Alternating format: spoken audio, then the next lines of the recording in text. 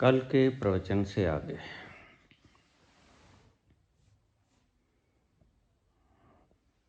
आप कांटीन्यूटी से समझ जाते हो। प्रसंग चल रहा हो तो भूमि तैयार होती है, बीज बोया जा सकता है। इसलिए अक्सर मैं तथ्यों को वक्त का इंतजार करता हूं, कब खोलूं इस रहस्य को। अब वक्त आ गया है। तुलसीदास का एक शब्द है, श्रद्धा विश्वास रूपिणो याभ्याम बिना न पश्यन्ते।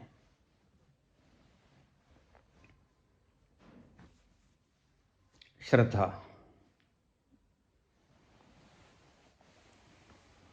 श्रद्धा व्यक्ति को अंतर्मुखी बनाती है। लोभ व्यक्ति को बहिर्मुखी बनाता है। अब इन दो शब्दों को गौर से समझ लेना। श्रद्धा व्यक्ति को अंतर्मुखी बनाती है, लोभ व्यक्ति को बहिर्मुखी बनाता है। लोभ से तुम बाहर की चीजें इकट्ठी करते हो,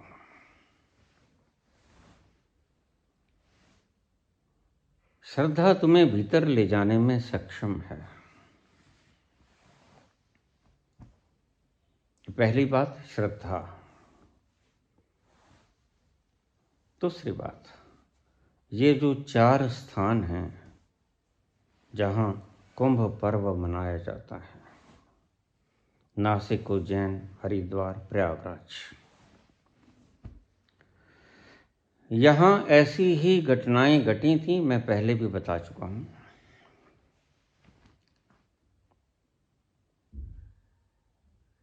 कोई ऐसा संत जो पी गया हो अगस्त्य की तरह समुद्र को, यह अगस्त्य का समुद्र को पीना यही कहता है तुम्हें, अन्यथा व्यक्ति समुद्र को पी नहीं सकता। गागर में सागर समा नहीं सकता, लेकिन अगर कहीं गागर में सागर समा जाता है वो अनहोनी घटना है। जहां जहां 4 स्थानों पर यह अनहोनी घटना घटी, वो जो पी गए थे उस अमृत को किसी अमृत वेला में, अमृत काल में, लबालब भरे पड़े थे, उन्होंने शरीर का त्याग किया। यहाँ इन 4 स्थानों पर, हर की पौड़ी, त्रिवेणी संगम, उज्जैन, नासिक,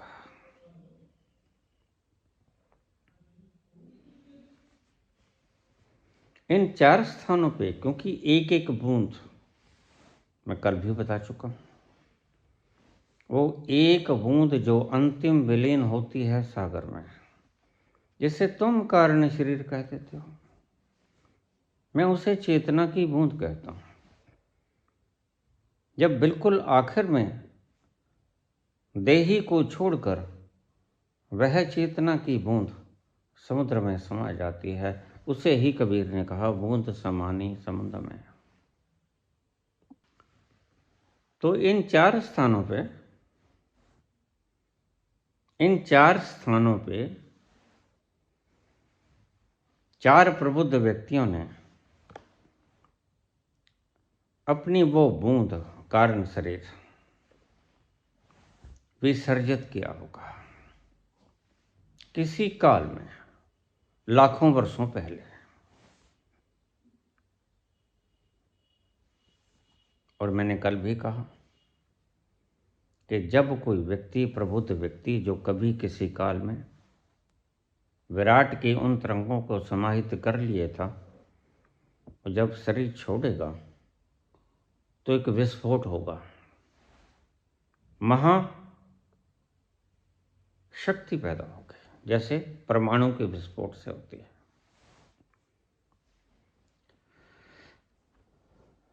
वह चहुं ओर फैल जाएगी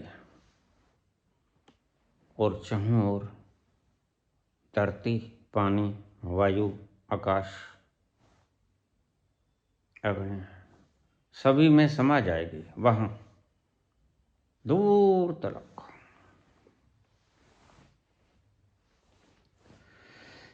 बड़ी आसान भाषा में बोल रहा हूं,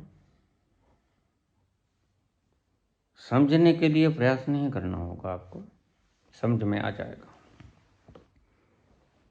वो व्यक्ति जिन्होंने किसी काल में उस अमृत का पान कर लिया, वह जब विसर्जित होगा और उसकी वो कारण शरीर की अमृत बूंद, चैतन्य की वो बूंद वहां पर समुद्र में उतर जाएगी, तो एक विस्फोट होगा, महाविस्फोट, जिसको हमारे शास्त्रों में लिखा है सृष्टि का आगाज, और वैज्ञानिक कहते हैं महाविस्फोट।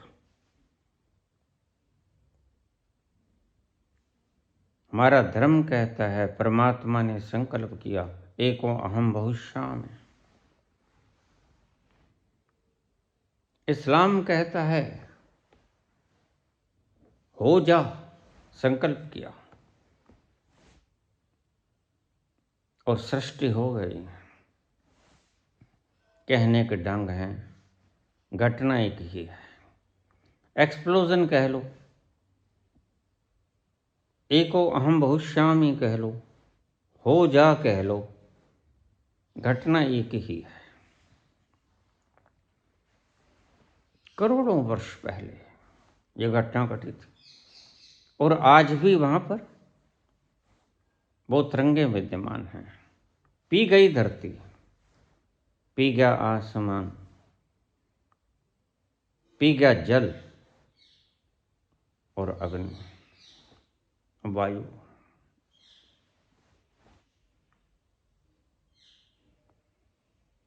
चहुं ओर वो तरंगे फैली हैं।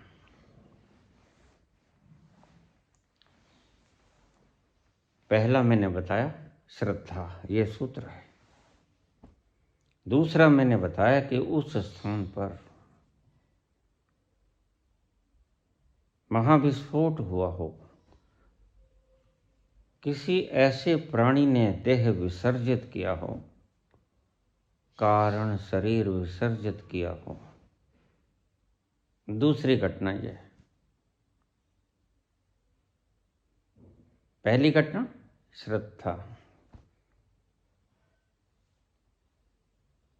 दूसरी घटना उस स्थान पर, ये 4 स्थान जो मैंने बताए, वहां देही में कारण शरीर समुद्र में समा गया। ये घटना घटी थी और आज लाखों साल बाद भी वैसे ही लगातार उत्सर्जित हो रही है। न परमात्मा कभी चूकता है और ना ही ये तरंगें कभी चुकेंगी, क्योंकि उस काल में उसने परमात्मा को पी लिया था, वह विराट हो गया था पीकर। और तीसरी आकाशीय ग्रह स्थिति। उस वक्त आकाश में कौन सा ग्रह कौन से स्थान पे था, ये तीनों चीजों के मिलान से होता है त्रिवेणी, ना कि 3 नदियों के मिलान से। तुम हर चीज को बाहर घसीट लेते हो, भीतर की प्रक्रिया का तुम्हें पता नहीं। ये 3 चीजों का संगम जब हो जाए, जिस व्यक्ति ने शरीर को विसर्जित किया वो स्थान तो वहीं रहेगा, जिसे आप संगम कहते हैं। दूसरा श्रद्धा। अब एक बात ध्यान से समझ लेना, हमारे पूर्वज ऋषि बड़े समझदार थे।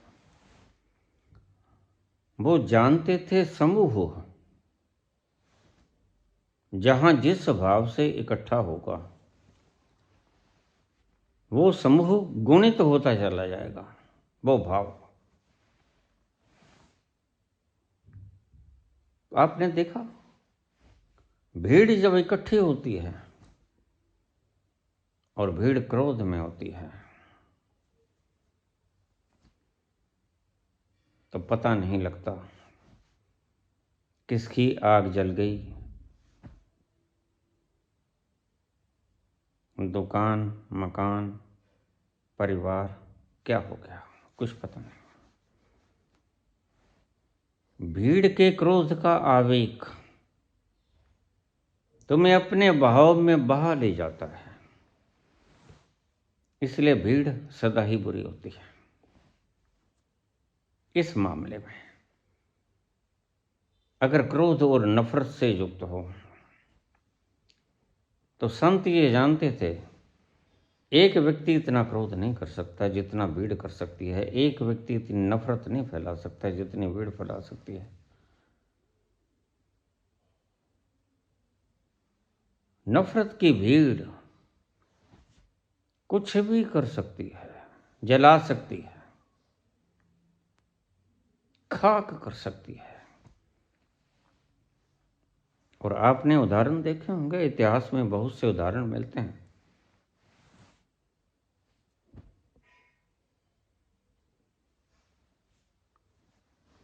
इसी तरह श्रद्धा की अगर भीड़ हो तो श्रद्धा गुणित हो जाती है। आपने मामूली घटनाओं में देखा होगा, मामूली सत्संगों में जब भीड़ होती है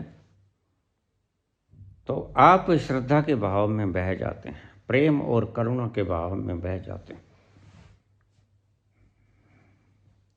इसलिए राजनीतिज्ञ भीड़ चाहते हैं, भीड़ का तूफान हो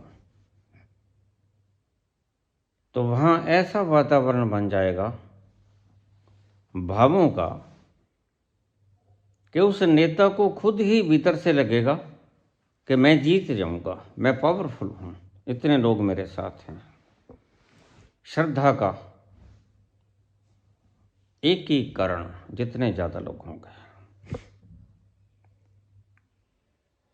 उतनी ही श्रद्धा गुणित हो जाएगी। इसलिए ये मेला लगाया गया उस कालखंड में जब बृहस्पति, सूर्य और चंद्र ये तीनों एक विशेष स्थिति में होते हैं, और उन विशेष स्थितियों में ही उन संतों ने उस चेतना की बूंद को वहां छोड़ा था समुद्र में।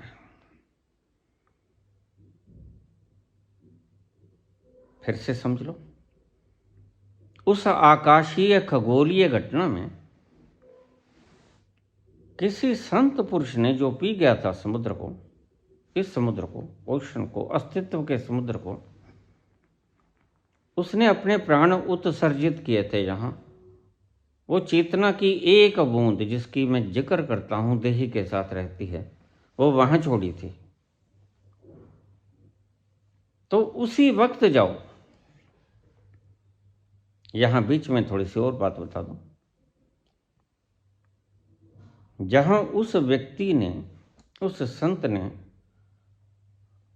कारण शरीर को छोड़ा, अपनी चेतना को छोड़ा, वहां किसी भी वक्त जाकर आप लाभ ले सकते हो। साधना का सर्वोत्तम स्थल है वो। इसलिए वाराणसी के घाट पे, हरिद्वार, प्रयाग, उज्जैन, नासिक, इनकी जगह पे अगर कोई स्थान आपको न मिले तो उस स्थान के करीब जहां उस संत ने उत्सर्जन किया था चेतना का, वहां बैठकर तो आपको स्थान सदा ही उपलब्ध है।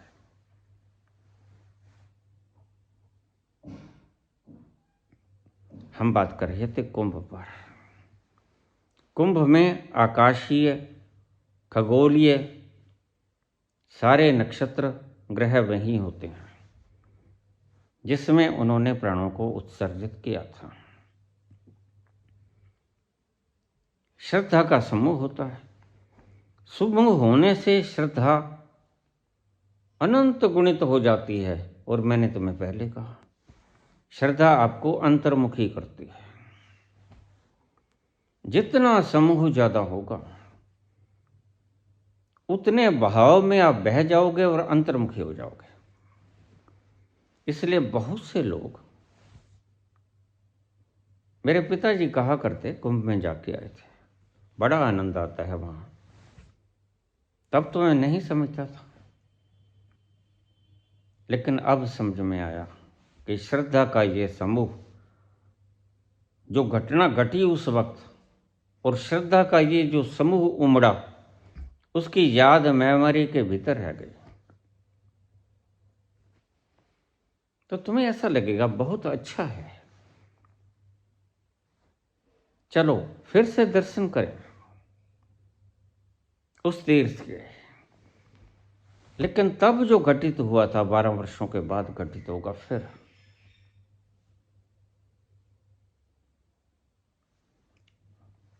तीन चीजें मैंने बताई, श्रद्धा जितनी गुणित होगी और वो स्थान जहां कारण शरीर विलीन हुआ समुद्र में, और तीसरा खगोलीय घटना, बृहस्पति, चंद्रमा और सूर्य, ये किस स्थिति में थे। तीनों चीजों का संगम त्रिवेणी संगम कहलाता है। और यह किसी भी जगह होता है, अवश्य नहीं है कि प्रयागराज में हो। ये चारों स्थानों पर जहां संतों ने प्राणों को उत्सर्जित किया, वहां ये संगम बनता है। इसलिए आप किसी कुंभ में भी चले जाएं, यही कुछ मिलेगा आपको। महासंगम है, महाकुंभ है, ये तो राजनीतिक बातें हैं। अब क्या होता है, कहाँ, यहां जाके श्रद्धा की उस भीड़ में आपने अंतर्मुखी होना था, और श्रद्धा की उस भीड़ के बहाव में तूफान होता है श्रद्धा का। तो संतों का यह प्रयास था कि उस तूफान में जो छोटा बहुत अटका हुआ आदमी रह गया, जिसने काफी घर बैठ के साधना कर ली, बस उसको एक धक्का लग जाएगा, अपने भीतर गहरे उतर जाएगा। और इसी धक्के की जरूरत होती है। यही धक्का गुरु देता है आपको, यह तीर्थ पे लग जाता है। लेकिन उससे पहले आप घर बैठे ध्यान की गहराइयों में उतर चुके हों। साहस नहीं होता अकेलों में। जब बिल्कुल उस पॉइंट पे खड़े हो जहां तुमने विलीन होना है, और साहस नहीं जुटा पाते, गुरु कोई है नहीं, तो क्या करो, ये तीर्थ सदा ही रहेंगे। इन तीर्थों पे जाओ, घर बैठ के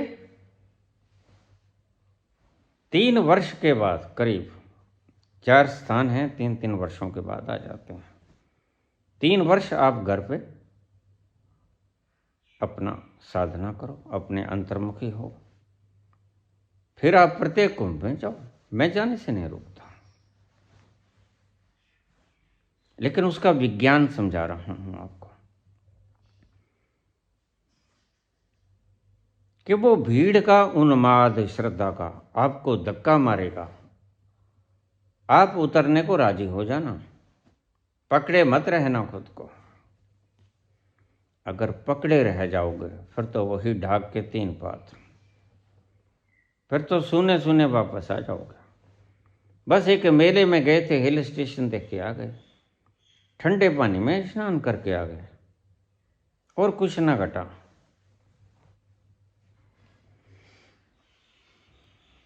तो एक शब्द मेरा ये बांध लेना पोटली में, श्रद्धा अंतर्मुखी करती है।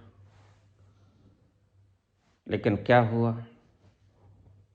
अब जिन्होंने बुलाया उन्होंने तो ठीक बुलाया कि उस वक्त पर श्रद्धा का उन्माद जितना गहरा होगा, जितना बहाव तूफान आ जाएगा, वो तूफान कईयों को मुक्त कर देगा। लेकिन मुक्ति तो मिली, लेकिन किसी और ढंग की मिली। लोग मर गए, दबल कुचल कर मर गए, और तुम्हारे तथाकथित संत कहते हैं उनको मोक्ष मिल गया।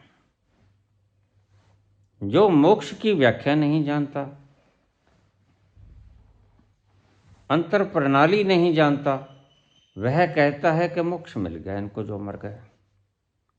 नहीं, मोक्ष तो मिलता है, लेकिन वो जानते नहीं कैसे मिलता है। आज मौका आया तो मैंने आपको समझा दिया। वो व्यक्ति तो मात्र मरे हैं, मुक्त नहीं हुए, मोक्ष नहीं मिला। वो तो एक दुर्घटना का, एक्सीडेंट का शिकार हुए हैं, कुचले गए, अशक्त थे, वृद्ध थे, बच्चे थे, महिलाएं थीं।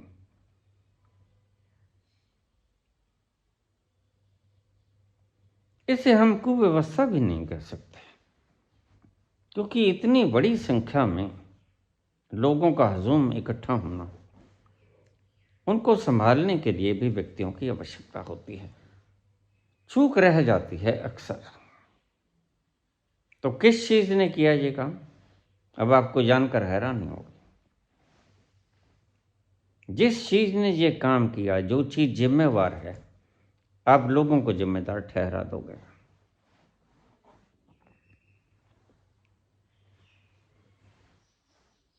मैंने एक शब्द पहले कहा था, श्रद्धा आपको अंतर्मुखी करती है और लोभ आपको बहिर्मुखी करता है। लोभ के कारण तुम मारे गए। लोभ था कि इस खगोलीय घटना में 140 वर्ष के बाद या 100 जितने वर्षों के बाद भी आई, ये आप जाने, मुझे नहीं पता। मैं हिसाब किताब से दूर रहता हूं सदा। मैं हिसाब किताब से दूर रहता हूं सदा। मैं जो वास्तव में हूं, वो जो बुद्धि हिसाब किताब रखती है, उससे बहुत दूर। समझने वाले समझ जाएंगे मैं क्या बोल रहा हूं, कहां से बोल रहा हूं। तो जितने सालों के बाद भी ये आया था, लोभ मरवा गया हमें, जल्दी से हम स्नान कर लें। इस लोभ के कारण हबड़ दबड़ मची।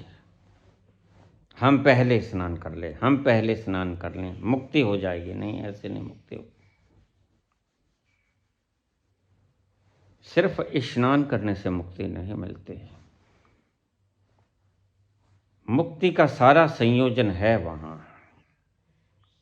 बस तुम में श्रद्धा टूटकर लोभ में बदल गई। ये तीसरा जो स्तंभ था वो टूट गया। जगह आज भी है, चार्ज है पूरी, और श्रद्धा का उन्माद खो गया है, लोभ आ गया है। श्रद्धा लोभ में बदल गई। हम पहले मुक्त हो जाएं। बामुश्किल इतने सालों के बाद ये वक्त आया है, ये मुहूर्त आया है। तो दो घटनाएं तो मौजूद हैं। खगोलीय घटना भी है और वो स्थान भी है। तीसरी घटना श्रद्धा न बची। श्रद्धा बदल गई लोभ में, और लोभ बहिर्मुखी करता है। शायद समझ गए होंगे सारी बात को। तीसरा स्तंभ टूट गया।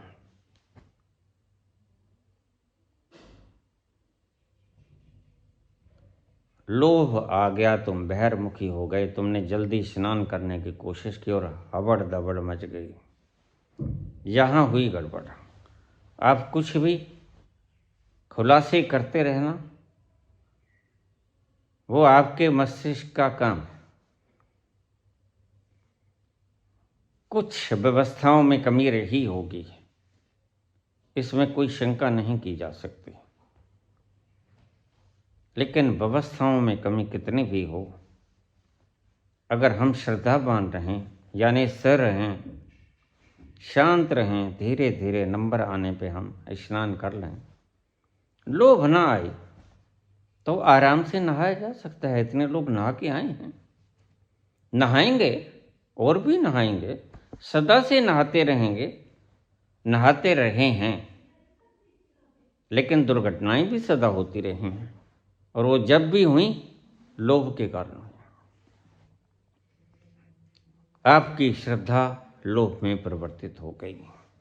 अब आए तो हैं इतनी दूर, डुबकी पहले हम ही लगा लें। देखिए, ध्यान रखना, अभी तो कुंभ चल रहा है, न कहीं स्थान जाएगा, खगोलीय घटनाएं बदल जाएंगी। आपकी श्रद्धा अगर साथ रहे तो आप आगे पीछे कभी भी जा सकते हैं। बहुत स्थान उपयुक्त है। मुझसे लोग पूछ लेते हैं, बाबा यहाँ कोई मज़ार बता दीजिए। अगर कोई मज़ार ना मिले, अगर मिल जाए तो सर्वश्रेष्ठ, अगर न मिले तो 4 स्थान हैं जहाँ पर कुंभ लगता है। वहाँ दूर तलक कहीं भी बैठ जाओ, उन्हें इसलिए हम तीर्थ कहते हैं। वहाँ दूर तलक हवाएं श्रद्धान्वित हैं, वहाँ की माटी ने श्रद्धा को पी लिया है। जितने लोग यहाँ से श्रद्धा से भरे भरे आए, माटी उनको खींच गई, आसमान उनको खा गया, सारा वातावरण वहाँ चार्ज है। आप जाकर वहाँ आनंद ले सकते हो, लाभ ले सकते हो। यह है सारा विज्ञान कुंभ का। मेरे पास बहुत से प्रश्न थे इस तरह के कि आप जवाब दीजिए, ये क्यों हुआ, कारण क्या है, इसकी आंतरिक व्यवस्था क्या है, एंटायर क्रोनोलॉजी क्या है इसके। तो मैंने विस्तार से आपको सारी बात समझाई। अगर श्रद्धा से आप अपने घर पे भी बैठ जाओगे, कमरा चार्ज होता है। मेरे पास यहाँ लोग आ जाते हैं, कहते बाबा जाने को जी नहीं करता। मैंने कहा बेटा मैं क्या करूँ, ये स्थान बहुत छोटा है और तुम सभी यहाँ रहना चाहते हो, लेकिन मेरी मजबूरी है। थोड़ी देर के लिए बैठ जाओ, दीक्षा ले लो, और फिर तुम्हें जाना ही होगा, क्योंकि और भी इंतजार कर रहे हैं, तुम अकेले नहीं हो।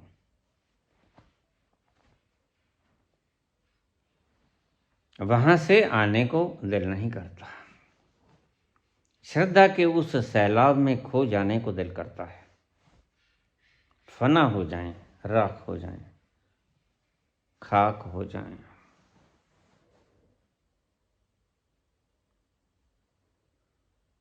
वहां क़यामत हो जाए,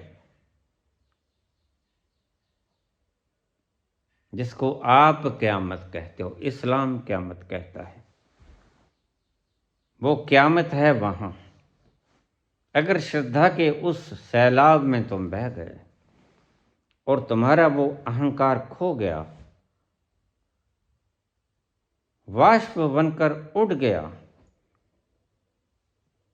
और आपको समझ आ गया कि आप कौन, बस उसके बाद आप घर पलटाना। घटना घट गई, आपको पता चल गया आप कौन। इस तूफान की जरूरत थी जो तुम्हारी ईगो को उड़ा के ले जाए, और श्रद्धा का सैलाब आपकी ईगो को उड़ा के ले जाता है। ये कभी कभी आता है, 3-3 साल के बाद 4 स्थानों पे आता है। जो चूक गए वो अगले 3 सालों का इंतजार करो। अगर ध्यान ही करना है अपने भीतर तो वहां जाकर भी बैठ सकते हो,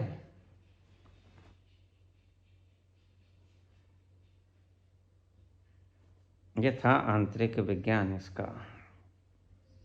तो मैंने कल समझाया कि मेरे जाने के बाद जब बूंद बिखर जाएगी, उतरेगी, तो उस मूर्ति में समा जाएगी। उसे कहते हैं प्राण प्रतिष्ठा। और प्राण प्रतिष्ठा में मैं स्वयं विराजमान होऊंगा। यही कृष्ण कहते हैं, बस तू छोड़ दे सब कुछ, आपा छोड़ दे, सिर्फ मेरे में समा जा, मुझे समर्पित हो जा। अनन्याश्चिंत्यन्तो माम ये जना परिउपास्ते। तू मेरे करीब आके बैठ जा। उपासना, उप आसन, करीब आके बैठ जाना। अनन्याश्चिंत्यन्तो माम ये जना परिउपास्ते तेषां नित्याभियुक्तानां योगक्षेमं वहाम्यहम्।